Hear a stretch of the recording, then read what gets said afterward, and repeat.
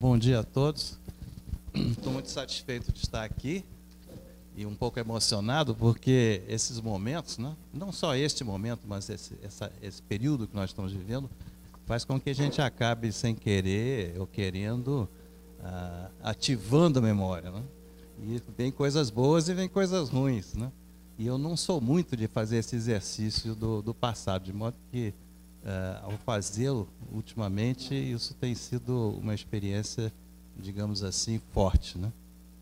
Eu acho, a impressão que eu tenho é que aqui há um cruzamento de duas coisas, né? Quer dizer, um é a ditadura e outra coisa é a vida do museu. E a questão é o cruzamento entre uma coisa e outra. É difícil fazer esse cruzamento, porque muita coisa, de certa maneira, fica de fora, né? Então, escolher o que dizer. O que eu imaginei, pensando nas novas gerações, nos alunos atuais, mas talvez até nos ex-alunos mais recentes, inclusive alguns dos nossos professores mais jovens, é que se deveria tentar passar uma ideia assim, concreta de como é que era a vida da gente nessa instituição, nessa época. Porque também, quando se faz o exercício, que é absolutamente fundamental, da denúncia dos horrores, eu imagino que para as novas gerações deve ocorrer a questão, bom, mas como é que vocês viviam afinal? Porque havia uma instituição, as coisas aconteciam de alguma maneira, né?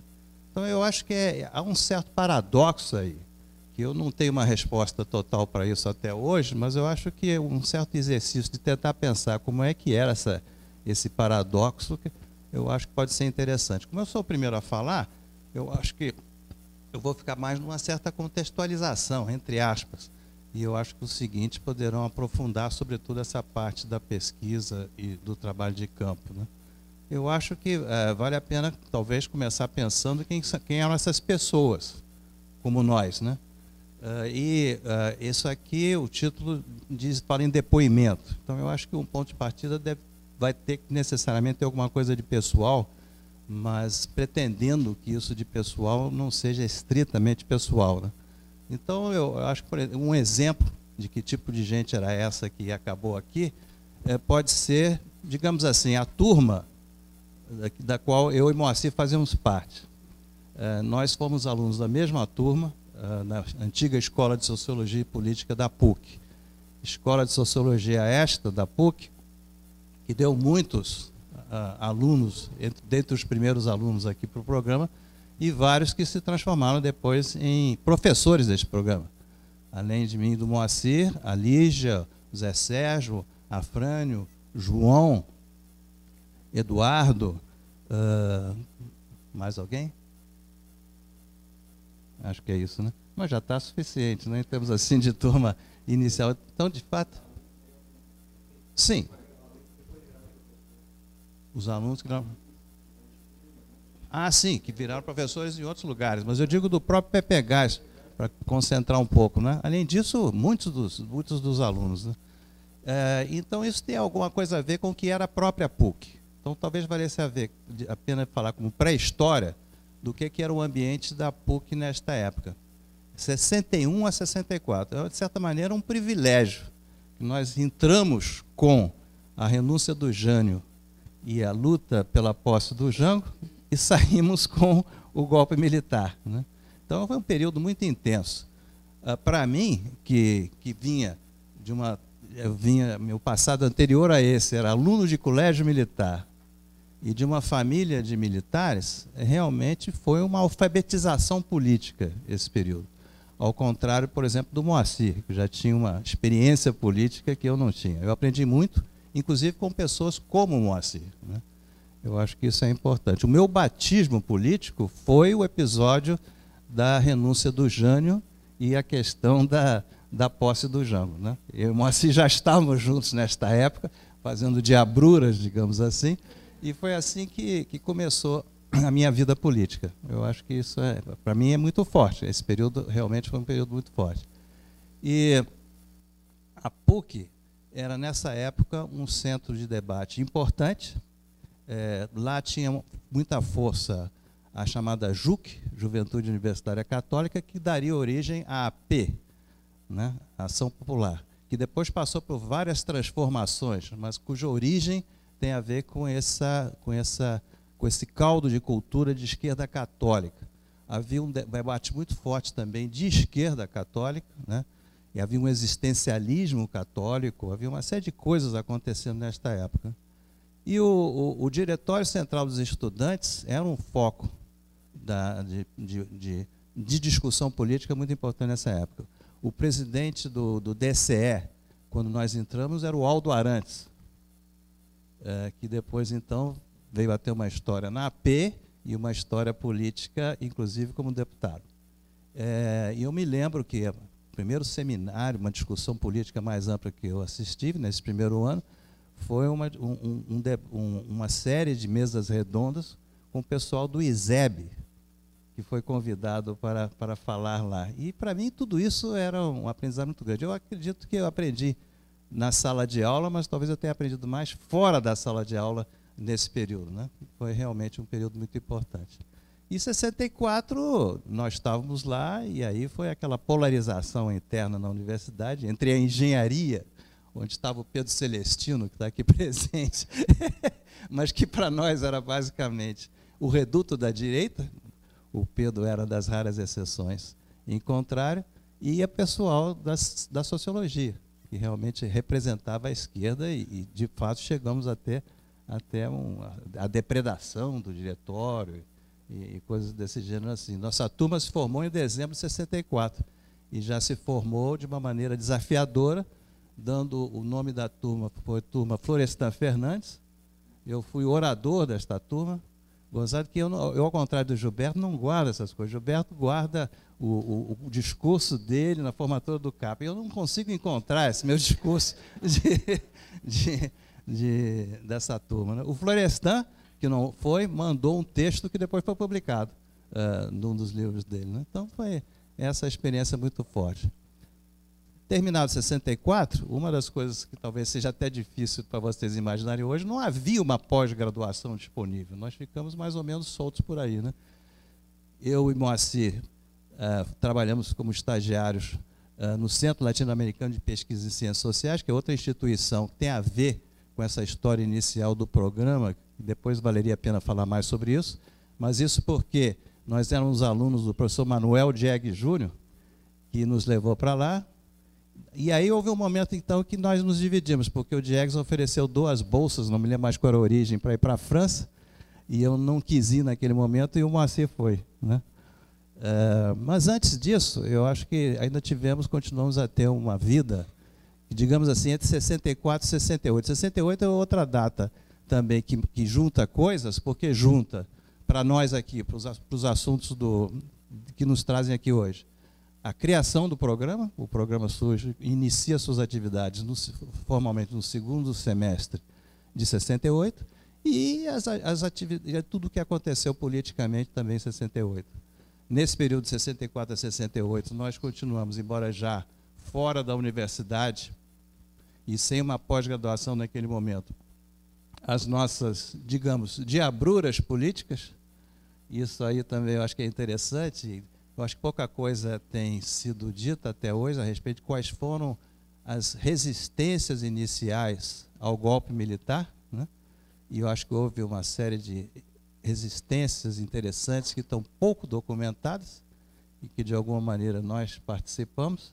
Já então acompanhados dos nossos irmãos caçulas, tanto o Moacir quanto eu, e assim a coisa foi.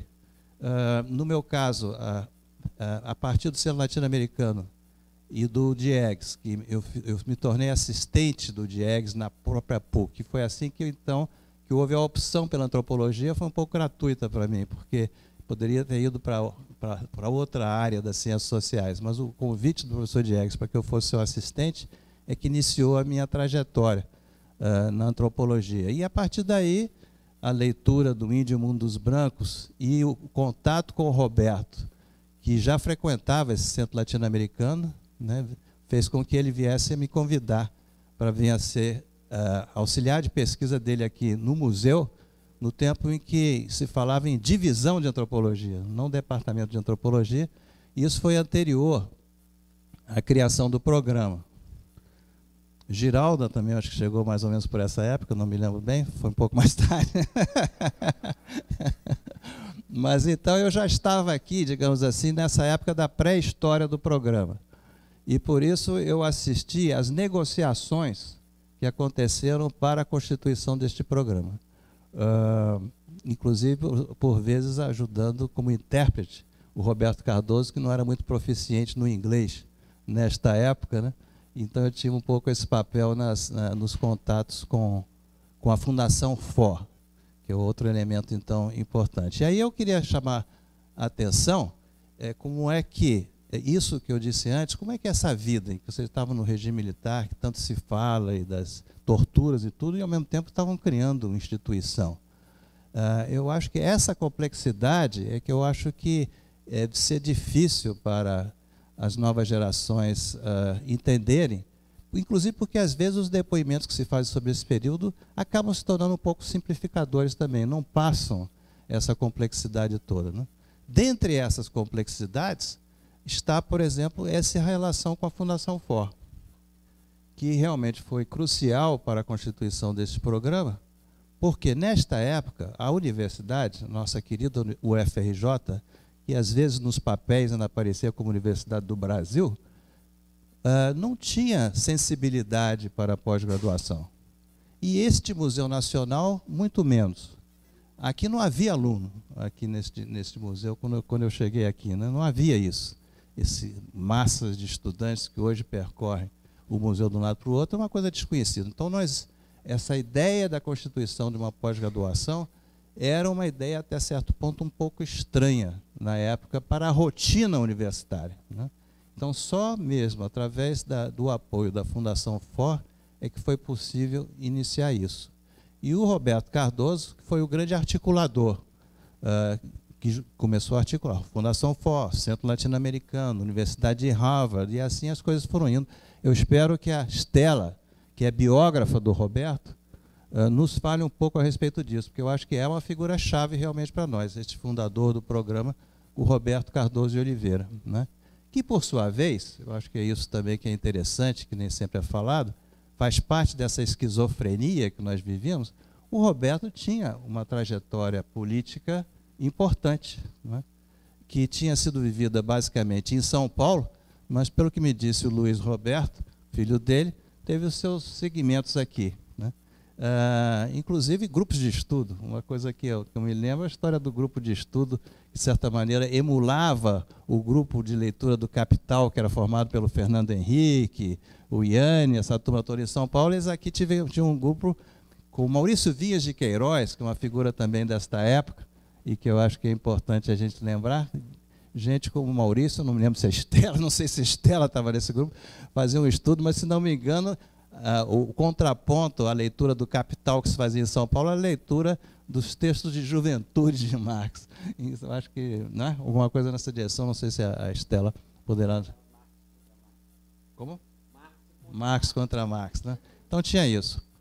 Eu acho que outra coisa, então, que é importante também formar, essa ideia da pós-graduação, evidentemente, não era só aqui. Quer dizer, isso aí tem a ver com um movimento no sentido dessa constituição, dessa nova pós-graduação, porque antes pós-graduação para nós era só o que acontecia na USP. O sujeito fazia um doutorado na USP, que levava 10 anos, coisa desse tipo, né? Aliás, o Roberto, quando eu entrei aqui em 66. O Roberto ainda não tinha o seu doutorado. Eu assisti ao final do doutorado dele a defesa sob a orientação do próprio Florestan. Então, Florestan é uma figura que, de certa maneira, eu acho que ronda isso tudo. E que eu acho que, de alguma maneira, era um padrão para o Roberto. Esse padrão, isso acho que é outra coisa que é interessante de se tentar entender, tinha a ver com uma certa consciência da importância intelectual, da importância política também, num certo sentido, da constituição de instituições e de trabalhos de pesquisa em ciências sociais no país. Que isto em si mesmo era importante e, de alguma maneira, justificava eventuais estranhas alianças que nós éramos obrigados a fazer para que isso acontecesse, e que não se faziam com facilidade. eu e o Moacir, essa história da Fundação FOR, para nós, não foi muito fácil de engolir. Esse negócio, neste momento, a gente ficar nessa relação tão forte com a Fundação FOR. Mas era isso, né? Que é 70% naquela ocasião de financiamento para a América Latina, para o ensino superior, era da Fundação FOR. Exatamente.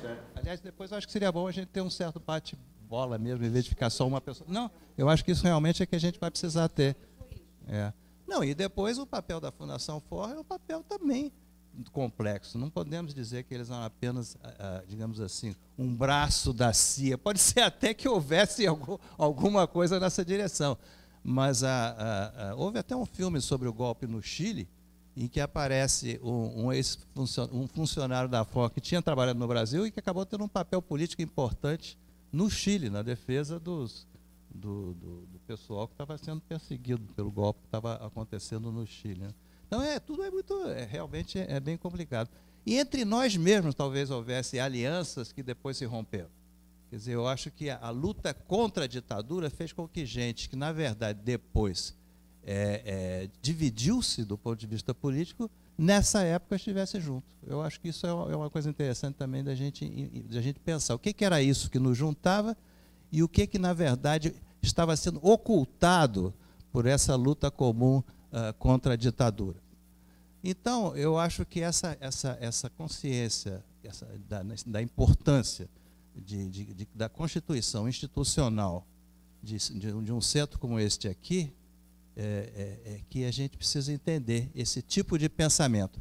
É um tipo de pensamento que, inclusive, nessa época, fazia uma divisão interessante entre, digamos assim, o que nós que queríamos fazer pesquisa concreta, e valorizar o ambiente universitário, de certa maneira, eu acho que nós nos opunhamos estruturalmente, digamos assim, a um certo pensamento mais ensaístico, que era dominante nessa época na intelectualidade brasileira e que não tinha a ver com a instituição universitária. Né? E, de alguma maneira, não é que nós não participássemos disso, porque essas coisas todas se misturavam. Né? E as revistas da época, né? As revistas intelectuais, as revistas culturais em que nós escrevíamos, mas que, aos poucos, se delineava uma certa diferença entre essas pessoas que eram assim mais os ensaístas, os grupos que, por exemplo, que em vez de ter os pós-graduação, não tínhamos pós-graduação, mas nós tínhamos grupos de estudo informais. Aliás, às vezes eu tenho saudade disso, porque havia um certo amadorismo, mas também uma certa gratuidade que depois nós perdemos, porque hoje tudo tem que ser calculado em função do currículo Lattes. Né? Naquela época, não. Naquela época nós nos reuníamos horas e horas em grupos de estudo por nossa espontânea vontade para fazer leituras dos autores que naquele momento pareciam ser importantes para a gente percorrer, né? E isso é impressionante. Hoje ninguém tem tempo mais para esse tipo de coisa. Eu tenho saudade disso. Aliás, eu pensei que com a aposentadoria, quem sabe, precisamos fazer um grupo dos aposentados, quem sabe, não é? Para voltar a fazer esse tipo de coisa. Mas o fato é que começou a se diferenciar desse amálgama todo as pessoas que apostaram na universidade, na instituição universitária e na pesquisa. Eu acho que, por exemplo, um tipo de pensamento que eu acho que marcou essa diferença era o interesse pelo estruturalismo. Havia um interesse difuso pelo estruturalismo entre os intelectuais, mas nós tentávamos marcar a nossa diferença dizendo, mas nosso interesse não é apenas o interesse abstrato ou intelectual difuso, é o interesse de transformar isso em instrumento de pesquisa. Eu acho que é isso também que fez parte desse esforço, inclusive o esforço que a gente fazia com o próprio marxismo, que era para nós uma referência importante na época. Não era o marxismo apenas para uma discussão ideológica, mas era o marxismo como instrumento de pesquisa. E aí o Althusser foi uma referência muito importante nessa época, e eu acho que o que se fez aqui foi um trabalho que teve um certo pioneirismo, porque as relações entre a antropologia e o marxismo nunca foram muito fáceis.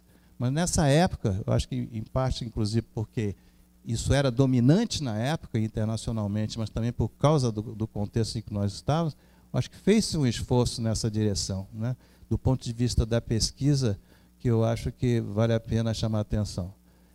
Então, em 68 se constitui o programa, né, que tem uma importância em si mesmo, mas também pelo fato de ele ter sido o primeiro, foi o primeiro PP-Gás, me lembro disso. Aliás, nós nem falávamos PP-Gás na época, eu acho que fui eu que inventei essa sigla, quando eu fui... PP-Gás, pois é.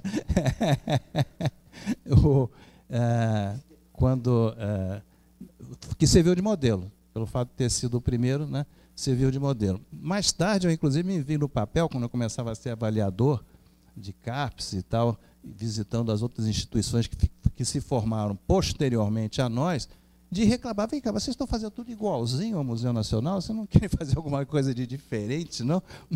Porque virou um modelão, de alguma maneira, né? De alguma maneira, nós precisamos até, eu acho que outros precisavam, brigar contra o modelão, porque ficou tudo muito igual, né? O que tem suas vantagens, você se sentir em casa em qualquer lugar que você chegasse, né? Mas, por outro lado, eu acho que também tinha os seus problemas. Então, a gente se constituiu no final de 68. Trabalho de campo, para mim, que eu não vou falar muito sobre isso, porque não vai dar tempo, começou antes, então, antes do programa.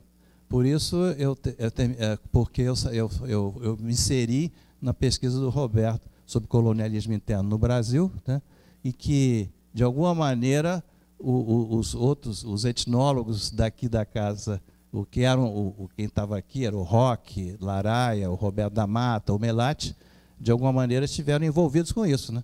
Os trabalhos desse pessoal, que eu acho que depois ficaram um pouco conhecidos sobre contato, digamos assim, sobre relações interétnicas, né? De alguma maneira, depois, na obra deles, isso aí ficou como uma espécie de pré-história, mas eu acho que é interessante se recuperar isso, né? Então, como eu tinha me formado formalmente em sociologia, o Roberto me via, o Roberto era o grande estrategista que tinha papel para todo mundo, né? Então, o meu papel era, como a tradição aqui era a tradição de estudo com as sociedades indígenas, e ele estava interessado na questão do contato, então o meu papel nisso foi ser o que estudava o lado, digamos assim, brasileiro do contato. E foi assim que eu fui ao campo a primeira vez com o Roque Laraia. Isso foi em 66 ainda, em dezembro de 66. Foi assim que começou. E com isso tudo, eu já tinha muito trabalho de campo feito. Acabou que a minha dissertação de mestrado acabou saindo relativamente rápido. Então, com isso, e foi a primeira, né? E eu já...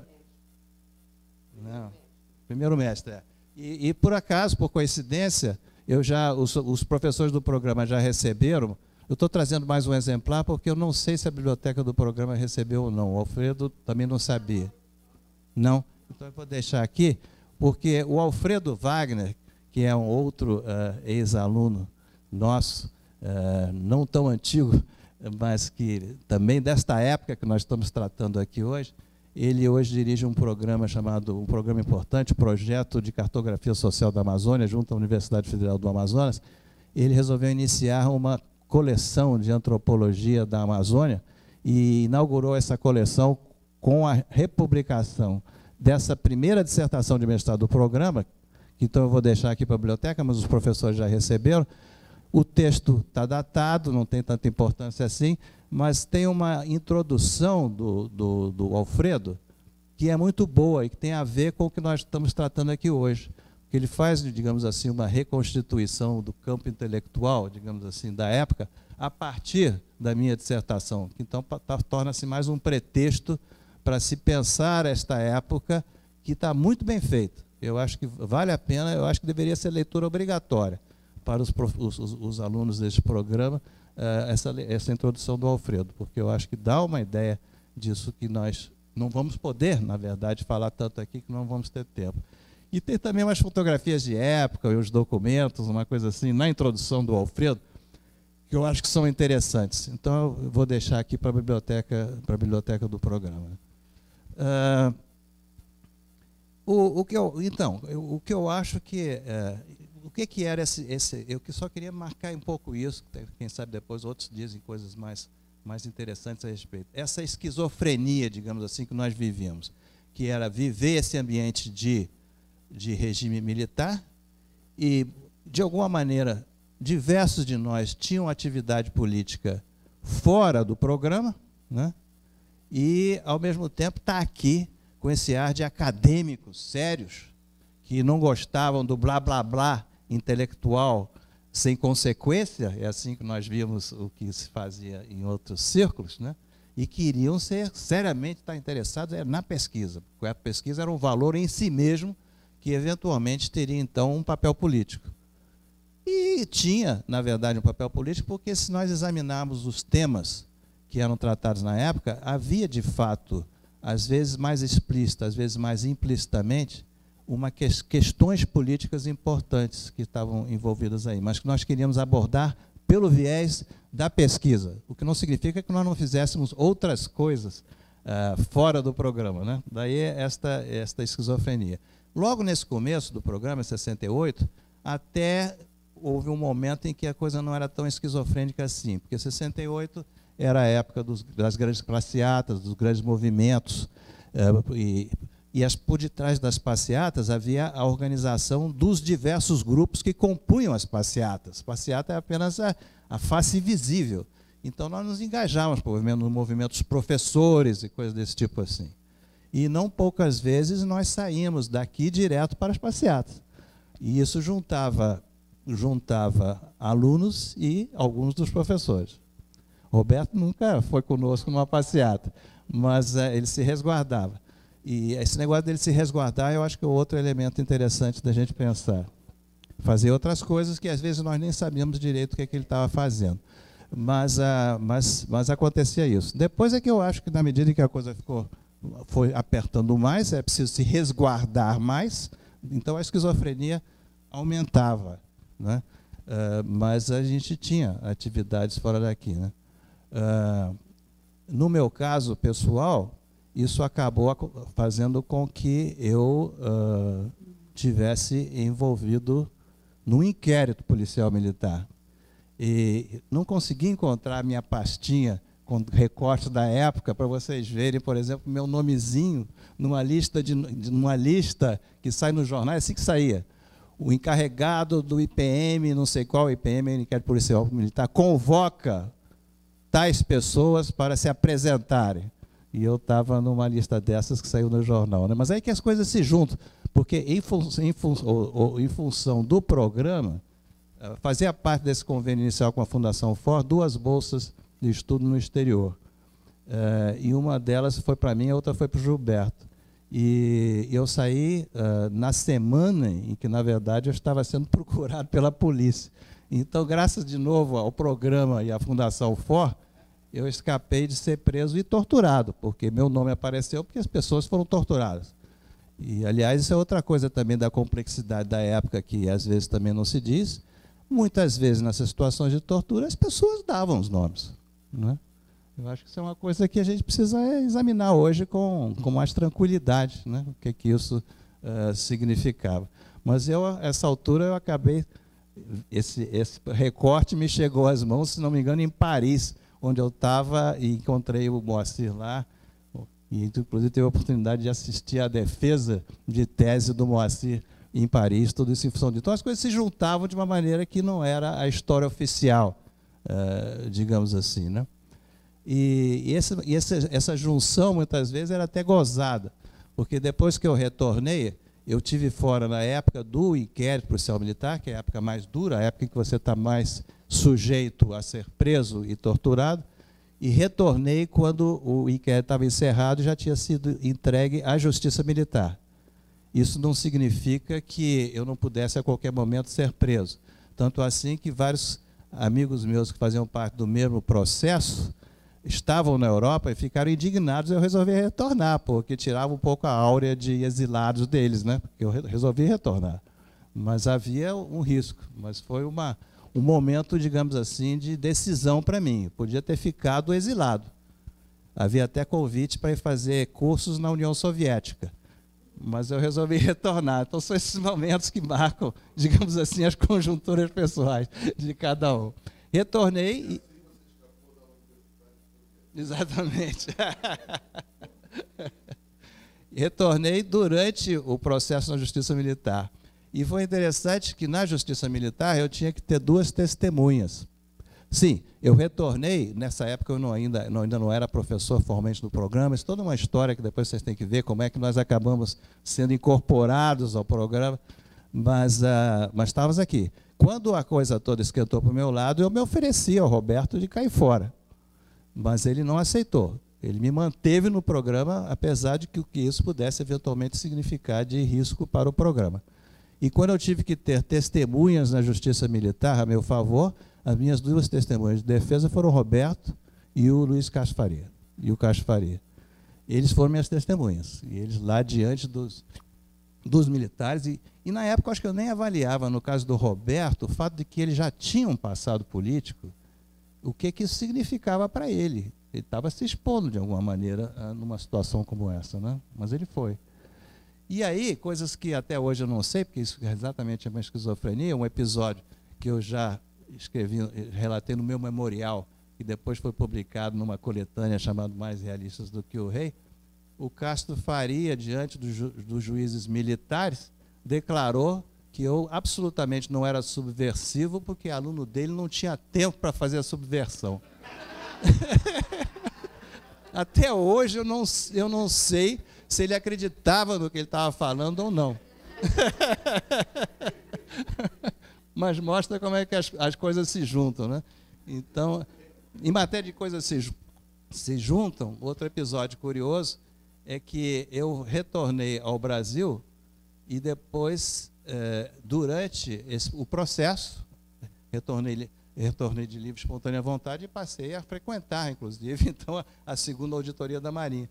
Mas eu precisava voltar para a Inglaterra para defender o doutorado, porque eu voltei para fazer pesquisa de campo. Aliás, essa pesquisa de campo depois tem outra coisa interessante a mencionar. Fazer pesquisa de campo e redigir boa parte da tese, tinha que voltar para conversar com o meu orientador, terminar a redação e apresentar o doutorado. Só que para sair do país, eu estando respondendo a um processo de justiça militar, eu tinha que ter autorização do juiz lá da auditoria, na qual eu estava respondendo esse processo. Então, eu fui procurar o meu advogado de defesa, que é uma figura que não sei se vocês têm visto, ultimamente ele tem aparecido na TV fechada várias vezes, é uma figura realmente fantástica, que eu admiro muito, que é amigo de nós todos, que é o Modesto da Silveira. Modesto era o meu advogado de defesa. Eu disse, Modesto, eu preciso dessa autorização do juiz para deixar o país. Eu disse, tá bom, então vamos lá conversar com ele. E chegamos lá na auditoria e encontramos um clima de festa. O clima de festa é porque era aniversário do juiz. Então estavam todos muito felizes, o próprio juiz estava feliz e tal. E finalmente fomos recebidos no gabinete dele. Eu e o Modesto nos sentamos, e aí o juiz se volta para mim, o senhor é que é o antropologista do processo? Eu falei, sim, senhor. Pois eu gosto muito da antropologia, ele falou. Ele me disse, pois não. O senhor já teve a oportunidade de visitar uma favela? Ele me perguntou. E nesta época, eu achava melhor dizer que não, que eu jamais tinha pisado numa favela. E eu disse, não, senhor. Pois, aliás, eu já... Bom, depois eu sei nem outra coisa. Mas aí ele disse assim, pois o senhor deveria ir, porque na favela, o senhor que é antropologista, encontrará espécimes vivos do elo perdido de que nos falava Darwin. E eu, dependendo da autorização dele para deixar o país, para defender a minha tese de doutorado. Eu e Modesto, ouvindo aquilo com um sorriso amarelo, e ele me deu autorização e eu saí do país. Mas eu só cito isso porque entrou antropologia, entrou de alguma maneira a minha identidade antropológica dessa maneira. O que, aliás, tem a ver com outra parte dessa complexidade que a gente vivia, não era só a Fundação FOR. Havia, digamos assim, da parte de setores importantes do regime, uma espécie de respeito pela vida intelectual, que eu acho que isso é curioso. Quer dizer, o intelectual tinha uma certa áurea em torno dele que talvez tenha se perdido com o tempo, né? Tanto assim que os manifestos dos intelectuais era uma coisa que causava um impacto que eu acho que hoje não causam mais, apesar de que acabei de saber que houve um recente novo manifesto de intelectuais, mas não é mais o que eles representavam nessa época. Então havia uma espécie de um respeito. E havia um respeito e havia também uma vontade de instrumentalizar isso, do ponto de vista, digamos assim, de uma ideologia desenvolvimentista, né? E eu acho que, de alguma maneira, nós nos beneficiamos disso, mas hoje, inclusive, estaria na hora, talvez, da gente pensar qual foi o preço que nós pagamos por isso. Até que ponto que, de alguma maneira, apesar de nós termos oposição ao regime, nós não teremos sido contaminados por algum elemento de uma ideologia, né, que, de alguma maneira, permaneceu, perdurou. Porque também eu acho que outra coisa de um exercício como esse que tem que fazer é que esses cortes não são absolutos. 64, aliás, isso acabou sendo tema da minha tese de doutorado, que acabou de ser publicada no México. No México também inauguraram agora eu vou deixar também aqui, agora uma coleção de antropologia Brasil-México, e estou fazendo um parênteses, e essa coleção foi inaugurada com a publicação de 3 livros que têm a ver conosco. O Índio, o Mundo dos Brancos, do Roberto Cardoso de Oliveira, a Utopia Urbana, do Gilberto, e o meu Capitalismo Autoritário e Campesinado. Esses 3 inauguraram esta coleção. E o meu tema do autoritarismo era um esforço, que eu acho que isso é que fazia parte da nossa vontade intelectual de compreender o que estava acontecendo, né? De tentar entender o que era o autoritarismo brasileiro. O que me fez pensar, que na época isso tinha uma certa novidade, de que o autoritarismo não foi inaugurado em 64 e não terminou em 85, diria eu agora, né? Isso acho que é alguma coisa que nós temos que pensar. E, então, essa afinidade que acabou se dando entre nós e setores do regime militar, eu acho que isso foi positivo, num certo sentido, permitiu que as instituições se formassem, e, por outro lado, talvez a gente tenha pago um preço por isso que a gente precisaria avaliar melhor, né? Eu acho que deve se mencionar, desse ponto de vista institucional, também, então, nesse caso, a FINEP, né? E o fato é que a pós-graduação se constituiu, em boa parte, entre nós, durante o regime militar, né? Então, eu acho que isso é alguma coisa que nós temos que pensar. Seguidamente, inclusive, nas conversas com colegas argentinos, se faz um certo contraste entre o que aconteceu aqui e o que aconteceu na Argentina, que eu acho que é um exercício que a gente precisaria fazer, né? Eu vou, para terminar, sobre o trabalho de campo, eu acho que eu teria outras coisas a dizer. Uma coisa que talvez eu quisesse mencionar, com parte da esquizofrenia, é que estava respondendo a um processo na Justiça Militar, já nos últimos trabalhos de campo que eu fiz para o doutorado, estava fazendo pesquisa de campo na mesma área onde já estava se implantando a chamada guerrilha do Araguaia, coisa que eu desconhecia totalmente, né? Eu não sabia disso, mas isso estava acontecendo. E tanto assim que o Hélio Gasperi, naquela obra dele em 4 volumes a respeito do regime militar, no volume chamado Ditadura Escancarada, o último capítulo dele é sobre a guerrilha do Araguaia, e ele utiliza a minha dissertação para fazer a contextualização da área, né? Isso é interessante, porque eu não sabia, e os militares eu também não sei até hoje se eles sabiam demais a meu respeito e por isso sabiam que eu não tinha nada a ver com aquilo, ou sabiam de menos, porque teria sido natural que, diante de uma situação como essa, quando a guerrilha estourou, que eu tivesse sido, de alguma maneira, entrado na lista dos suspeitos, a não ser que eles realmente soubessem tanto que soubessem que eu não tinha nada a ver com isso. Mas havia também uma certa inércia burocrática. As burocracias deles também eram muito divididas, às vezes não se comunicavam entre si, e a gente, às vezes, conseguia se beneficiar disso, né? Mas, então, essas estranhas alianças que nós realizamos, né, tinha a ver, inclusive, com coisas que se davam dentro do governo. E a FINEP foi muito importante para nós, né? Pessoas que depois vieram para cá. Espero que o Sérgio talvez fale alguma coisa sobre isso. O Sérgio e a Afrânio, por exemplo, trabalhavam na FINEP, e para que a FINEP, isso já foi no momento seguinte, de certa maneira substituindo a Fundação FOR, assumisse o programa, ainda então fora da UFRJ, Foi importantíssimo o trabalho, a presença do Sérgio e do Afrânio lá, e isso foi porque havia uma afinidade, uma possibilidade de diálogo com quem estava lá. A FINEP, a figura importantíssima da época chamava-se Pelúcio, né?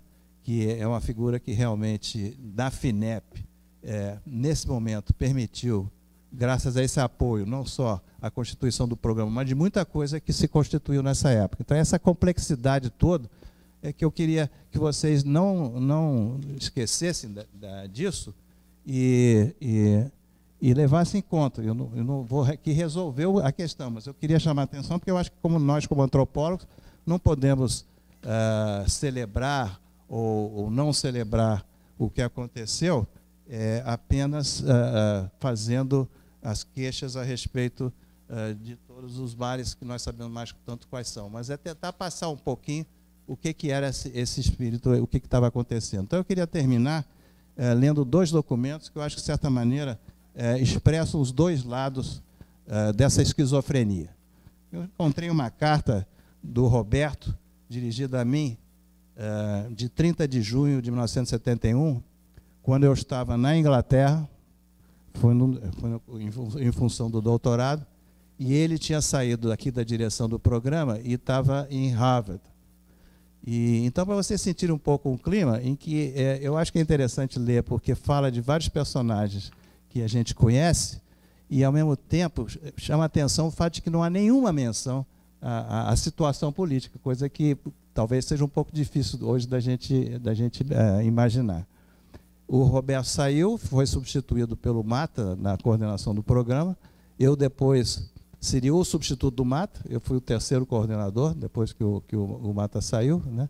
Então, é nesse interregno que depois daí o Roberto acabaria indo para Brasília, que ele escreve, eu estava na Inglaterra, aliás, estava na Inglaterra não, eu estava no intervalo entre uma estadia na Inglaterra e a seguinte.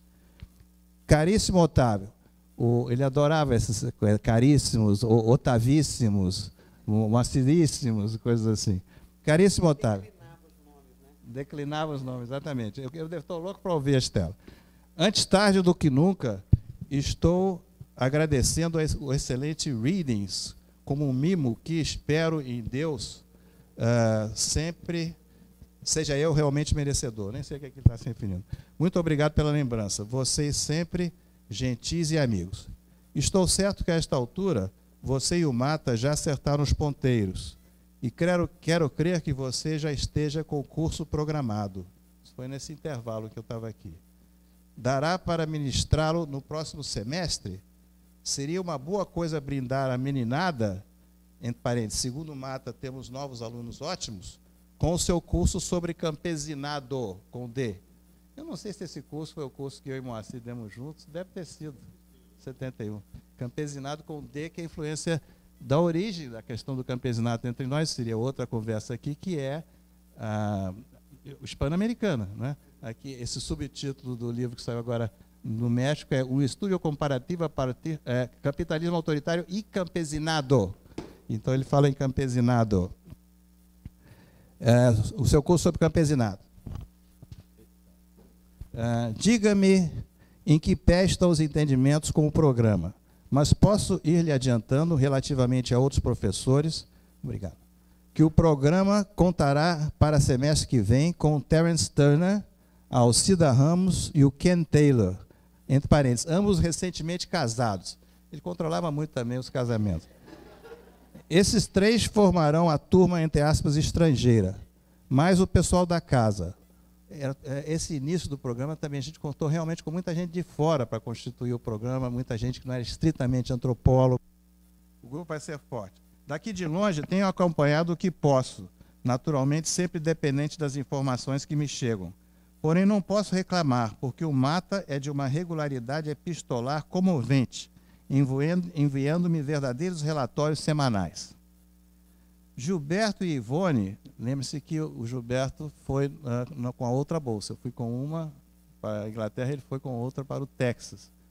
Gilberto e Ivone estão trabalhando bem aqui, e depois eles saíram do Texas. Parece que Cambridge está fazendo bastante bem para ambos, pois finalmente conseguiram chegar a um lugar civilizado, nestas terras do Novo Mundo. Gilberto procura estudar as associações portuguesas em Cambridge e cidades circunvizinhas, enquanto Ivone, aceitando uma sugestão minha, trabalha com o problema da identificação étnica dos portugueses negros cabo-verdianos. Suas pesquisas, embora breves, pois não disporão de muito tempo, prometem ser bastante interessantes. Ambos estão bastante motivados. Conversa de carta formal, né? Parece incrível, mas estamos reconstituindo aqui parte do nosso grupo do Rio. Além do Gilberto e Ivone, o Sandy está aqui. Sandy Shelton Davis, uma figura também importante para nós e que também veio aqui por causa da Fundação FOR, de alguma maneira, né? Além do Gilberto e Ivone, o Sandy está aqui, contratado para trabalhar 1 ano. E chegaram ontem os Mangé, o Patrick e esposa, lembra-se? Para ficarem em Cambridge até outubro, trabalhando na tese de PhD. Com a próxima chegada da Estela, em setembro, mais David e eu, David Maybury Lewis, temos, como vê, uma extensão do programa em Harvard. Poderíamos até somar o Klaas Wortmann, que talvez você não conheça, mas de fato eu não conheci o Klaas nessa época, porque o Klaas tinha ido para a Bahia, né? Conheci depois. Você não conhece, mas foi meu aluno em 1957, 58, nos cursos do CBPE-CAPES. CBPE-CAPES. Centro Brasileiro de Pesquisas Educacionais. Talvez a senhora vai falar sobre esses antecedentes. Eu não falei dessas coisas antecedentes do programa no museu, né? Onde que cursar. O Mata cursou, o Roque cursou, Estela e tal. Então, foi meu aluno em 56 anos nos cursos do CBPE-CAPES e atualmente é professor na Universidade Federal da Bahia. Klaas acaba de ser aceito para doutoramento em Antropologia Social em Harvard e não será difícil atraí-lo para um dos nossos nichos, Rio ou Brasília. Receba aquele abração do velho amigo Roberto. Então, isso é... Impressionante a preocupação do Roberto sempre, com onde o cara vai, como é que ele vai. Exatamente. Exatamente. Não, fulano pode não ser, fulano pode... Exatamente. Eu quis ler isso que dá um pouco o clima da época, né? De alguma maneira. E vejam... Retrata muito ele, né? Retrata muito ele. Então, essa é uma face do programa. A outra face que eu queria trazer para vocês para encerrar, exatamente para chamar a atenção para essa esquizofrenia, essa esquizofrenia, de alguma maneira, é vivida também com uma certa tensão por nós. E mesmo essa contenção acadêmica, sobretudo para aqueles que eram mais envolvidos politicamente, às vezes era um pouco difícil de suportar. Mas nós tivemos aqui muitos alunos que tinham tido atividades políticas no sentido forte do termo para a época, né? Não preciso entrar em detalhes, mas nós tivemos isso, né? E isso fez com que um deles, que é o Jorge Eduardo Saavedra Durão, que foi meu orientando, o Jorge Eduardo, num determinado momento, um pouco exasperado, dizia: mas isso aqui está parecendo o Jardim dos Fisi-Contini, se referindo a um filme da época. Então, quando nós já marcamos essa reunião aqui, eu mandei uma mensagem para o Jorge, dizendo: Jorge, você que foi o inventor dessa história de Jardim dos Fisi-Contini, você tem que ir lá para conversar um pouquinho sobre esse Jardim dos Fisi-Contini, né? E ele me respondeu com essa carta aqui, que eu vou ler para vocês para encerrar a minha participação. Caro Otávio, no dia 29 estarei em São Paulo para uma reunião do Conselho Curador da Fundação Fundo Brasil de Direitos Humanos, de cuja diretoria faço parte.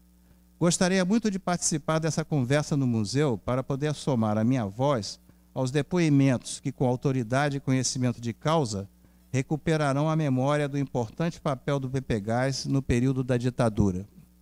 Como autor da comparação da realidade do PPGás nos anos 70 com a situação narrada no filme de Vittorio De Sica e reverência praticada há mais de 40 anos, não quis confiar exclusivamente na minha memória, que que me dizia que eu fizera essa comparação pela angústia de me sentir no museu numa situação análoga à dos irmãos Fins e Contini, que desfrutavam de uma situação aparente de paz e conforto, enquanto fora dos muros da sua vasta propriedade, o fascismo se preparava para fechar o círculo em torno da vida de toda a comunidade judaica e de sua família. Essa alcunha dada por mim ao Pepe Gás logo transcendeu o escopo do seu autor. Acho que se consolidou o significado que foi apontado na tese da Leilá, outra aluna nossa, defendida em 1993, entre aspas, citando a tese da Leilá. Esses eram os tempos em que se cunhou o apelido de Jardim dos Fins e Contini para o Pepe Gás, o que mostra a disposição de engajamento com que um grupo procurava se distinguir dentro da academia ou imaginar outras posições fora dela. Resolvi recorrer ao Google e nele buscar a sinopse do filme. Encontrei o seguinte: no final dos anos 1930, em Ferrara, Itália, os Fins e Contini são uma das importantes famílias da cidade. São aristocratas, ricos e judeus. Mas eis que os italianos fascistas se aliam aos alemães nazistas, dando início à perseguição dos judeus. Os ricos Fins e Contini irão abrir os portões de sua mansão para abrigar os amigos perseguidos. Vou reler essa frase. Isso é uma releitura dele do que ele mesmo tinha dito antes. Os ricos Fins e Contini irão abrir os portões de sua mansão para abrigar os amigos perseguidos. O final da sinopse vem bem a calhar. O excelente grupo de professores que, como você, imprimiam um sentido de resistência ao Pepe Gás em plena ditadura, se destacaram sempre pelo espírito de solidariedade e pela disposição de abrir as portas do Pepe Gás para abrigar os perseguidos. Pessoalmente, lamento não poder comparecer para expressar a minha dívida de gratidão com você, Moacir e nossa saudosa Lígia. Tenho um carinho muito especial pelo José Sérgio e Rosilene. Rosilene, minha colega da primeira turma do programa, que está aqui presente, né? Nós somos dessa primeira turma do programa. Tenho um carinho muito especial pelo José Sérgio e Rosilene, que se empenharam com uma generosidade extraordinária para ajudar a me preparar para entrar no Pepe Gás depois da reprovação na prova oral, na primeira tentativa. Tenho certeza de que, mais do que uma conversa no museu, é a recuperação da memória dos projetos interrompidos pela ditadura e de como esta impactou os trabalhadores, o campesinato e os povos indígenas, que revela o quanto foi importante para a história e o conhecimento deste país a trajetória desse grupo de pesquisadores e professores constituído por vocês.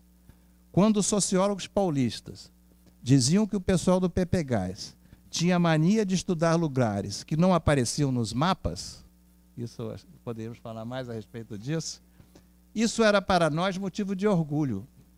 Acho que este espírito faz falta ainda hoje, quando voltam os grandes projetos de desenvolvimento incapazes de reconhecer os direitos das populações nos territórios. Um grande abraço, Jorge Eduardo. Então, acho que esses dois textos, de alguma maneira, mostram um pouco esse clima que a gente vivia, né? De alguma maneira complementar, mas esquizofrênico ao mesmo tempo. Obrigado.